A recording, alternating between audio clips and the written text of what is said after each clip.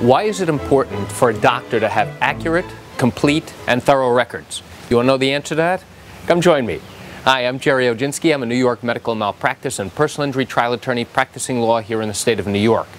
The reason why it's so important to have accurate, complete, and thorough records is because when we bring a lawsuit for medical malpractice in the state of New York, we use the doctor's medical records against them.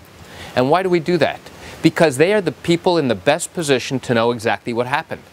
Now, many times when the records are not accurate, when they're not complete, and when they're not thorough, people will allege that the doctor omitted to do something, didn't do something that they were supposed to do, but many times the defense will turn around and say, wait a second, that's simply a record-keeping problem.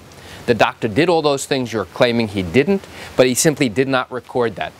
Now, at deposition, which is a question and answer session, I always ask, Doctor, would you agree that it's important to keep accurate records? Yes. Would you agree it's important to keep thorough records? Yes. Would you agree it's important to keep complete records? Yes. Why is that? Now the doctor has to explain why it's so important to keep accurate, complete, and thorough records. Because you want to have all the information, all the significant information in the patient's records. Because a week, a month, a year later when the patient returns, you will not remember all the details of exactly what happened. So now when the patient does come back, you'll be able to look through your notes. In addition, if you have partners or other healthcare providers are actually reading your notes, they will know exactly what it was that the patient came in for, what problems they had, what you thought was going on, and what your treatment plan is. And if your records, if the doctor's records are not complete, accurate, or thorough, it's going to be a significant problem. I've used this technique many times at trial where the doctor has to agree that it's important to keep accurate, thorough, and complete records. So then, as we begin to go through the doctor's actual records, the jury recognizes that they're not totally thorough, they're not complete, and in some instances they're not accurate. And what happens there?